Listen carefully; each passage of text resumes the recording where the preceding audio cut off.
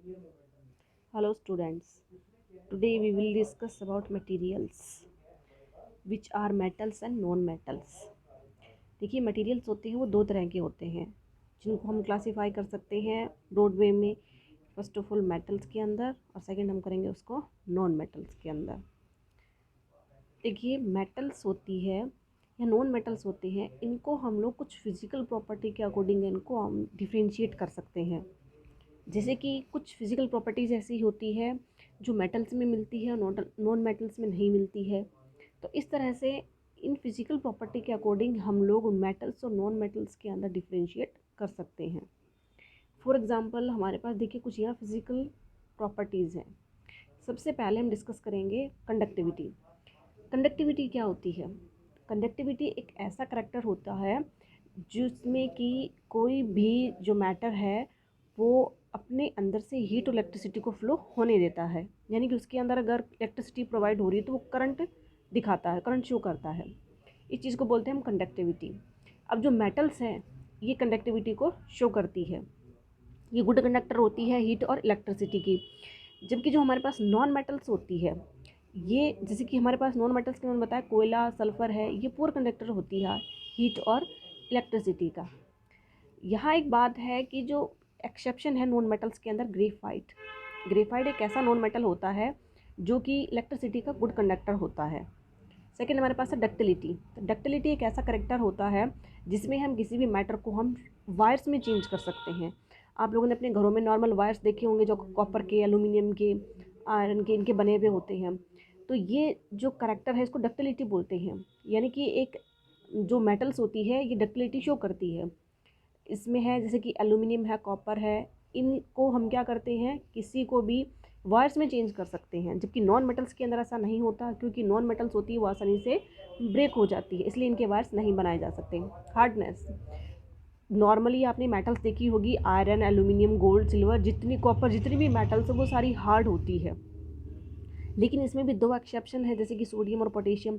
ये दो ऐसी मेटल्स होती है जो कि हार्ड नहीं होती है, ये बहुत सॉफ्ट होती है और इनको चाकू से काटा जा सकता है। ये बिल्कुल देखने में आपका जो इरेज़र होता है रबड़, बिल्कुल वैसी दिखाई देती है। और नॉन मेटल्स होती है नॉर्मली ये सारी सॉफ्ट होती है, लेकिन इसके अंदर भी एक एक्सेप्शन है, अपवाद के रूप में डायमंड होता है जो कि बहुत ज़्यादा हार्ड होता है।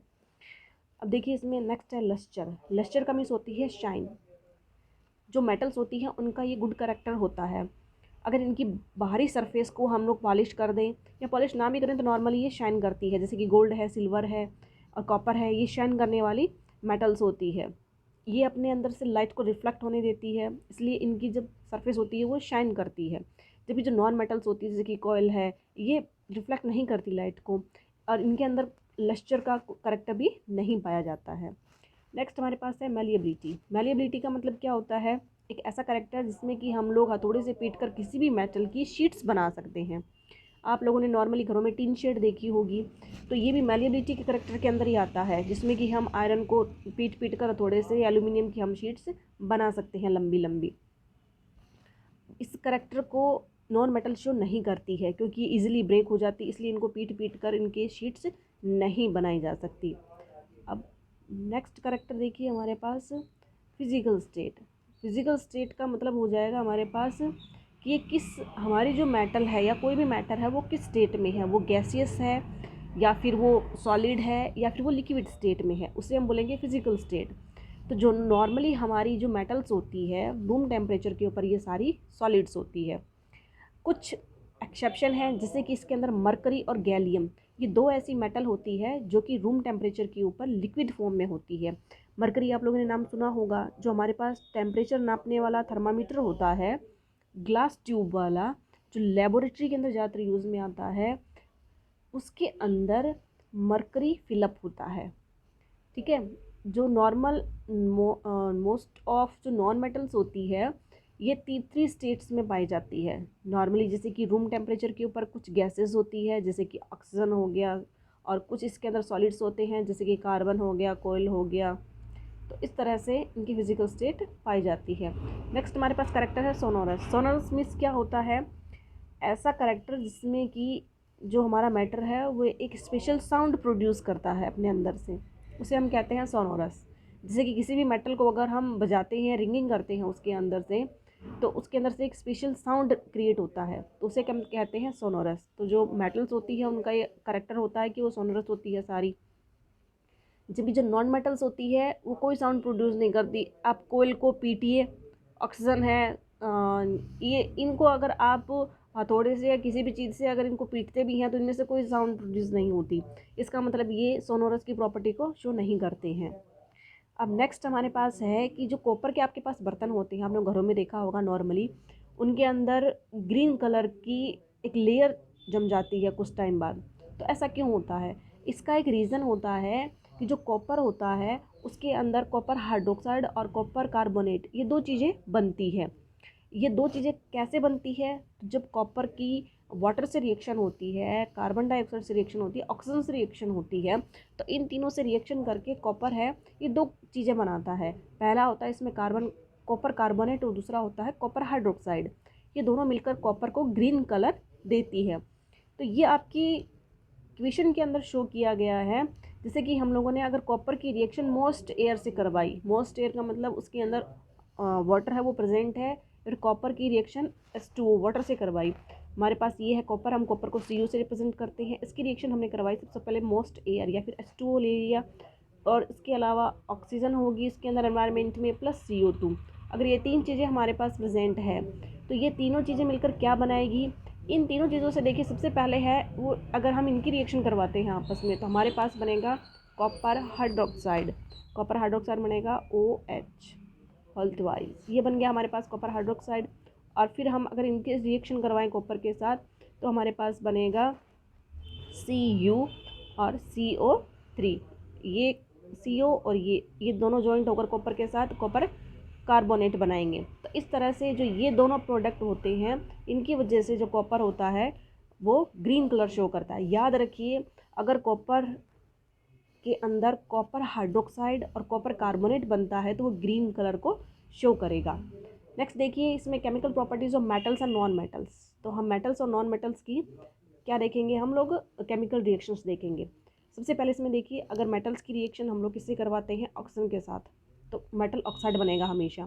फॉर एग्जांपल सबसे पहले हम करवाएंगे कॉपर की ऑक्सीजन के साथ रिएक्शन, तो हमारे पास कॉपर है, हमारे पास ऑक्सीजन है, इन दोनों को ज्वाइंट कर दीजिए आप लोग, CuO, कॉपर क्या बनेगा? Copper oxide. ये हमने दो कॉपर के मॉलिक्यूल्स लिए थे और ऑक्सीजन हमारे पास दो थी, इन दोनों को मिलाकर हमारे पास दो कॉपर ऑक्साइड बने थे। नेक्स्ट देखिए, अगर हम लोग एल्यूमिनियम की रिएक्शन करवाते हैं तो हमारे पास ये है एल्यूमिनियम, प्लस हम लोग इसकी रिएक्शन करवाएंगे O2 से। ठीक है, तो इन दोनों को ज्वाइंट कर दीजिए। फिर से क्या बनेगा हमारे पास? Al2O3। ठीक है, अब देखिए यहाँ पर हमने एल्यूमिनियम के 4 मॉलिक्यूल्स लिए थे और ऑक्सीजन के हमने 3 मॉलिक्यूल्स लिए थे, तो ये मिलकर 2 एल्यूमिनियम ऑक्साइड बनाएंगे। आप इसमें 4 मॉलिक्यूल्स 3 मॉलिक्यूल्स 2 में कंफ्यूज मत होइए। ये केमिकल रिएक्शंस होती है जिसमें कि हमें बैलेंस करना पड़ता है इक्वेशन को, इसलिए हम लोग इसके इतने मॉलिक्यूल्स लेते हैं। नेक्स्ट है एक रिएक्शन और देखिए, अगर हम लोग मैग्नीशियम की रिएक्शन करवाते हैं तो मैग्नीशियम को हम लोग लिखते हैं Mg से। इसके हमने लिए यहाँ पर 2 मॉलिक्यूल, प्लस हमने इसकी रिएक्शन करवा दी ऑक्सीजन से। ठीक है, तो क्या बन गया? इन दोनों को ऐड करिए Mg और ये बन गया O। क्या बन गया हमारे पास? Magnesium oxide. तो इस तरह से हमारे पास मैग्नीशियम ऑक्साइड के 2 मॉलिक्यूल्स बनते हैं। अब इसमें कुछ स्पेशल इन्होंने रिएक्शंस बताई हुई है, जैसे कि अगर हम लोग सोडियम और पोटेशियम की रिएक्शन करवाते हैं तो ये बहुत तेज़ी से रिएक्ट करता है, ब्लास्ट हो जाता है, इसमें आग लग सकती है इसमें। इसीलिए क्योंकि सोडियम और पोटेशियम है ये एयर से बहुत जल्दी रिएक्ट करता है, इसलिए हम लोग क्या करते हैं इसको केरोसिन के अंदर डिप कर कर रखते हैं ताकि ये एयर के साथ रिएक्शन ना कर पाए। सेकंड इसके अंदर देखिए, मैग्नीशियम, एल्यूमिनियम, जिंक और लेड है, इनकी जो बाहरी सरफेस होती है इनको हम किसी ऑक्साइड से कवर करके रखते हैं। किस लिए कवर करके रखते हैं? ताकि ये कोरोजन ना हो पाए, इनकी जो बाहरी सरफेस है वो ख़राब ना हो पाए, इनमें जंग ना लग पाए। अब इसमें देखिए कॉपर सरफेस है, copper surface is coated with a thin layer of black copper. जो कॉपर होता है उसे ब्लैक कॉपर से कवर किया जाता है ताकि उसके ऊपर क्या ऑक्साइड इफेक्ट ना कर पाए, या फिर हम के उसके अंदर कोरोजन ना हो पाए। गोल्ड और सिल्वर हमारे पास दो ऐसी मेटल होती है जो कि ऑक्सीजन से रिएक्शन नहीं करती है। तो ये स्पेशल रिएक्शंस थी कुछ। अब हम देखेंगे एम्फोटेरिक ऑक्साइड्स। एम्फोटेरिक ऑक्साइड्स ऐसे ऑक्साइड्स होते हैं जो कि एसिड और बेस दोनों से ही रिएक्शन करते हैं, उन्हें हम कहते हैं एम्फोटेरिक ऑक्साइड्स। अब देखिए, जो नॉर्मली हम लोग एसिड और बेस की रिएक्शन करवाते हैं तो उसमें हम लोग एसिड कौन सा लेते हैं, एसिड लेते हैं हम लोग HCl, इसको बोलते हैं हाइड्रोक्लोरिक एसिड, ठीक है। जबकि हम लोग जो बेस होता है वो हम लोग लेते हैं, इसके अंदर बेस लिया हुआ है NaOH, इसे बोलते हैं सोडियम हाइड्रोक्साइड। ये देखिए सोडियम और ये OH हो गया हाइड्रोक्साइड, तो ये हम लेंगे बेस के फॉर्म में, ठीक है। अब इसकी रिएक्शंस देखिए, सबसे पहले हम लोग करवाएंगे एल्यूमिनियम ऑक्साइड की रिएक्शन। किससे करवाएंगे, एसिड के साथ। क्या बनेगा, देखिए एल्यूमिनियम ऑक्साइड बनाइए, हमने ऊपर बनाया था, एल्यूमिनियम ऑक्साइड बनेगा Al2O3, ठीक है। अब इसकी रिएक्शन हम लोग करवाएंगे HCl से, इसे क्या बोलेंगे, हाइड्रोक्लोरिक एसिड। HCl से करवा दिया। अब रिएक्शन देखिए क्या बनेगा हमारे पास, जब भी कोई मेटल ऑक्साइड है वो एसिड या बेस से रिएक्शन करेगा तो क्या बनेगा उसमें बनेगा हमारे पास सॉल्ट और वाटर। तो सबसे पहले हम लोग इसके अंदर क्या बनाते हैं, सॉल्ट और वाटर बनेगा। तो देखिए सबसे पहले इसमें वाटर निकाल लीजिए आप लोग। वाटर के लिए क्या चाहिए हमें, H2O, यहाँ से H निकला, यहाँ से ऑक्सीजन निकली, हमारे पास क्या बन गया, H2O बन गया। अब जो बचा हुआ हमारे पास था उस सबको हम ऐड कर देते हैं। तो हमारे पास यहाँ क्या बचा, प्लस में देखिए हमारे पास बचा यहाँ पर Al2, ये Al2 और क्लोरीन, यानी कि एल्यूमिनियम और क्लोरीन की हमें आपस में रिएक्शन करवानी है। इधर हमारे पास बनेगा AlCl3, ठीक है। अब ये हमारे पास 2 मॉलिक्यूल्स बनेंगे इसके। तो ये होगी एल्यूमिनियम ऑक्साइड की रिएक्शन, हमने किसके साथ करवाई, HCl के साथ करवाई। नेक्स्ट देखिए हम अब करवाएंगे एल्यूमिनियम ऑक्साइड की रिएक्शन सोडियम हाइड्रोक्साइड से, यानी कि अब हम लोग करवाएंगे बेस से इसकी रिएक्शन। हमारे पास था Al2O3, इसकी बेस के साथ रिएक्शन करवाइए, बेस हमने लिया है NaOH। सेम वही चीज़, जब हम किसी भी मेटल ऑक्साइड की रिएक्शन किससे करवाएंगे, एसिड या बेस से, तो हमारे पास क्या बनेगा, सॉल्ट और वाटर। सबसे पहले आप वाटर बना दीजिए, तो वाटर बना दिया हमने H2O, ठीक है, ये H2O। अब जो बचा हुआ उसे वापस ऐड कर दीजिए, तो हमारे पास क्या बचा, सोडियम बचा, एल्यूमिनियम बचा और ऑक्सीजन बची इसके अंदर एक। तो हमारे पास यहाँ बच गया सोडियम, हमारे पास बच गया एल्यूमिनियम और ऑक्सीजन O2। ये देखिए हमारे पास ये रिएक्शन आ गई, ठीक है। इसे हम बोलेंगे सोडियम हाइड्रोक्साइड। सोडियम हाइड्रोक्साइड के साथ जब रिएक्शन करवाएंगे तो हमारे पास बनेगा सोडियम एल्यूमिनेट, इसे बोलेंगे सोडियम एल्यूमिनेट। ये वाटर बन गया हमारे पास। नेक्स्ट देखिए reaction of metal with water. अब हम अलग अलग मेटल्स की रिएक्शन वो वाटर से करवाएंगे, लेकिन आपको पता है वाटर हमारे पास 3 फॉर्म्स में मिलता है, लिक्विड में, गैस में और सॉलिड के अंदर। तो अगर हम लोग ठंडे पानी से रिएक्शन करवाते हैं तो उसमें क्या बनेगा, मेटल की रिएक्शन अगर कोल्ड वाटर से करवाई जाए तो मेटल हाइड्रोक्साइड और हाइड्रोजन बनेगी, ठीक है। जबकि मेटल की अगर स्टीम के साथ रिएक्शन करवाए तो मेटल ऑक्साइड बनेगा, ये ध्यान रखिए। अगर स्टीम के साथ रिएक्शन करवाई तो मेटल ऑक्साइड, लेकिन अगर ठंडे पानी से हमने रिएक्शन करवाई तो मेटल हाइड्रोक्साइड। हाइड्रोजन हमारे पास दोनों केसेस के अंदर बनेगा। तो हम सबसे पहले रिएक्शन करवाएंगे इसके अंदर सोडियम की रिएक्शन। तो देखिए सोडियम Na बन गया हमारे पास, वाटर की रिएक्शन करवाई, वाटर होता है H2O। तो हमारे पास क्या बनेगा, अब हमने ऊपर पढ़ा था अभी, पहला बनेगा हमारे पास हाइड्रोजन, ये हमने बना दिया हाइड्रोजन प्लस। अब देखिए जो बचा हुआ है उसे ऐड करिए, तो हमारे पास सोडियम है और इसमें से हमने हाइड्रोजन निकाल लिया बाहर, ठीक है। इस रिएक्शन को देखिए मैं खोल कर बताती हूँ एक बार आपको, रिएक्शन किस तरह से करी जाती है। हमने करवाई सोडियम की, जब भी वाटर रिएक्शन करता है वो 2 पार्ट्स में टूटता है, H plus plus OH minus, इस तरह से, ठीक है। मेटल के ऊपर हमेशा पॉजिटिव सिंबल होता है। अब देखिए पॉजिटिव होता है वो हमेशा नेगेटिव पार्ट से जुड़ता है, ठीक है। तो यहाँ पर हमने क्या बनाना है, सबसे पहले हमें बनाना है हाइड्रोजन बना दी हमने। अब हमारे पास क्या बचा, आप देखिए सोडियम की रिएक्शन, हमारे पास सोडियम बच गया और ये OH बच गया, ठीक है। तो हम सोडियम NaOH, यानी कि हमारे पास क्या बच गया, सोडियम हाइड्रोक्साइड। इस तरह से रिएक्शन हो गई। नेक्स्ट हम करवाएंगे कैल्शियम की रिएक्शन। देखिए Ca प्लस, सेम वही चीज़, जब वाटर रिएक्ट करेगा तो हमेशा 2 पार्ट्स में टूटेगा, H plus plus OH minus के अंदर। इस तरह से रिएक्शन आसान हो जाती है और कभी गलत नहीं हो पाती। तो हम लोग सबसे पहले क्या निकालेंगे, हाइड्रोजन को बाहर निकाल देते हैं, ये निकाल दिया हमने। अब आप ऐड करिए, हमारे पास कैल्शियम से हमें क्या करना है, मेटल के ऊपर हमेशा पॉजिटिव सिंबल होता है, तो हमेशा याद रखिए जो मेटल होती है वो हमेशा नेगेटिव पार्ट से जुड़ेगी। तो हमारे पास नेगेटिव पार्ट है OH, तो हमारे पास यहाँ बनेगा कैल्शियम हाइड्रोक्साइड। कैल्शियम हाइड्रोक्साइड होता है OH होल ट्वाइस, इसके नीचे होल ट्वाइस है। इस तरह से हमने करी कैल्शियम की रिएक्शन। नेक्स्ट अगर हम इसी तरह से करवाएं मैग्नीशियम की रिएक्शन तो क्या बनेगी हमारे पास मैग्नीशियम प्लस H2O। देन हमारे पास क्या बना, सबसे पहले हमने क्या निकाला H2 हाइड्रोजन बाहर निकाल दी, प्लस मैग्नीशियम को OH पार्ट से जोड़ेंगे तो क्या बनेगा MgOH होल ट्वाइस, यानी क्या बनेगा मैग्नीशियम हाइड्रोक्साइड। सेम ये चीज़ हमारे पास एल्यूमिनियम के साथ होगी। अब नेक्स्ट देखिए इसके अंदर